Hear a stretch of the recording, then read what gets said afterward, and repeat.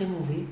Parce qu'à mon époque, on ne croyait pas à toutes ces choses, donc on pensait que j'étais folle ou que je perdais la tête. Ma maman voulait que j'aille voir des psys et tout ça, et tout, très très mauvais. C'était... Un jour, j'étais aidé mon papa qui faisait des marchés à cette époque-là, c'était comme ça pour gagner 3 francs 6 sous. Et puis j'ai vu une dame qui était médium et j'ai vu qu'elle avait vu qui j'étais. Et je l'ai regardée dans le regard, je l'ai supplié, tais-toi, surtout ne dis rien, parce que j'avais tellement peur de me faire engueuler par mon père et ma mère, une fois de plus, que j'aurais donné n'importe quoi pour qu'elle se taise. Donc tu vois, il est long le temps et le moment où maintenant, aujourd'hui, c'est reconnu tout ça. Moi, c'était à mon époque pas reconnu du tout. C'était très dur, très difficile. Je me demandais si j'étais normale, si j'étais folle. Puis tout simplement la phrase la suivante, qui es-tu toi pour donner ce que tu donnes? Tout simplement. Sans poser des questions, c'était très difficile pour moi. Beaucoup de souffrance.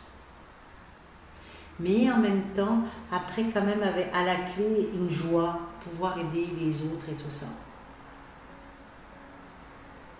Toujours.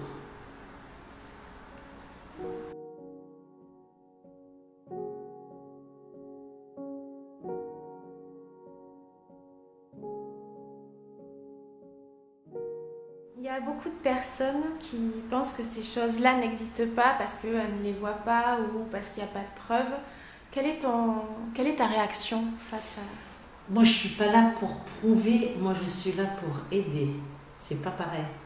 Il est évident que quand il y a quelqu'un qui vient et qui me demande Chantal, aide-moi, je suis là pour aider. Maintenant, je ne peux pas aider quelqu'un qui ne veut pas être aidé. C'est impossible pour moi. Donc, il faut avoir tout simplement tirer sa révérence et se reculer si la personne n'a pas envie d'être aidée. Je respecte les personnes qui ne croient pas. Il m'est arrivé de passer des soirées, des dîners, des réunions ou autres avec des personnes qui étaient athées de chez athées et je respectais complètement leur façon d'être et de vivre. On parlait d'autre chose, de tout sauf de ça. Maintenant, s'il y a des personnes qui viennent et qui me disent comment faire pour les aider à évoluer spirituellement, ben j'essaie. C'est pour cela que je parcours toute la France pour aider les gens, pour qu'ils évoluent. C'est pour cela que je fais toutes ces vidéos, pour aider les gens. Et dernièrement, c'est quelque chose d'extraordinaire parce que j'ai eu des témoignages de personnes. Je ne me suis pas suicidée, c'est grâce à toi. J'ai repris le cours de la vie grâce à toi. J'étais bouleversée et je n'avais même pas conscience, ce que je faisais avec mon cœur, mon amour, de l'impact que ça pouvait apporter aux autres. Quand on voit des personnes qui traversent la France pour venir vous rencontrer et vous dire « Maintenant je vais mieux, je suis heureuse grâce à toi Chantal », alors moi je dis toujours grâce à Dieu, parce que c'est la vérité, et je me dis « Waouh, je suis complètement hébétée ». Je regarde et je suis touchée au plus profond de mon âme, au plus profond de mon cœur, au plus profond de moi-même, tout simplement. Et je me dis, ben, tu vois Chantal, ça que tu sais, c'est déjà pas mal. Surtout quand je vois le résultat des familles entières, des parents, des enfants, des petits-enfants, des mariages, des morts, des baptêmes, ça qui fait partie de la vie.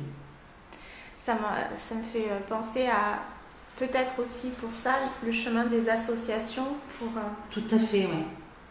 Alors, ce qu'il faut savoir, c'est que moi, à la base, je ne voulais pas faire ce que je fais aujourd'hui. J'avais dit, après ma MBO, on est venu me chercher, j'ai 2 médiums. À l'époque, il n'y avait que l'étranger, je suis revenue vivre en France, dans la région parisienne, et c'est 2 médiums qui sont venus me chercher. Et j'ai commencé dans une salle comme ça, et puis je me suis dit, oh là, mais qui t'es toi pour faire un truc comme ça et tout. J'ai rien compris. Et ça s'est fait progressivement. Alors cette année, j'ai arrêté par rapport à cette salle. L'année prochaine, ça faisait 40 ans que j'allais dans cette salle. Parce que j'estime que maintenant, il faut passer un peu à autre chose. Et puis laisser place aux jeunes aussi. C'est beaucoup mieux comme ça. Comment tu peux décrire ton interaction avec ton public? Je sais pas, j'essaie d'être moi, de le faire avec mon cœur. Maintenant, je me dis... Moi, je donne sans compter. Maintenant, les personnes ils comprennent, c'est bien, ils ne comprennent pas, c'est plus mon problème. Moi, j'ai donné. C'est plus mon problème. À la base, c'est d'être là et de donner. on le voit, tu restes même après à disposition pour J'ai les jamais. personnes. C'est un respect vis-à-vis des autres, ou des gens malades, ou des gens qui ont perdu quelqu'un. La maladie, ça me touche dans mon corps. C'est sûr que quand on me voit, on se dit un gros machin comme ça. Ben si.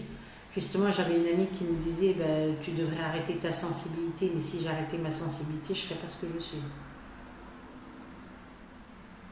Ben, sinon, on fait autre chose aussi. C'est évident. Ou tu es là pour aider les autres, ou alors tu fais autre chose. C'est tout. Les deux pieds dedans. Voilà, les deux pieds dedans. Les deux pieds en avant, et puis tout le reste qui suit derrière, quand même. Oh, j'ai fait le mouvement en même Ouais. temps parce que l'image était là, oui. Voilà, c'est ça. Ouais. Allez, il faut y aller, il ne faut pas se poser des questions, il faut y aller.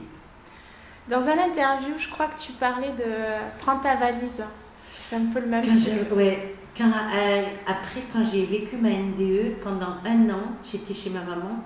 Tous les soirs à 23h, 23h10, entre 23h et 23h10 précisément, parce qu'il y avait le réveil avec les gros chiffres, j'entendais prends ta valise et va-t'en.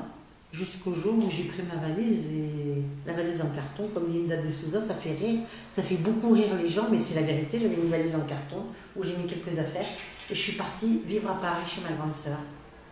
Après j'étais chez mon frère et puis après tout doucement quoi. Il fallait que je parte. Tous les jours j'étais embêtée. Ma mère ne voulait pas que je parte, hein. Mais c'était comme ça. 17 ans déjà, il fallait que je parte ailleurs déjà.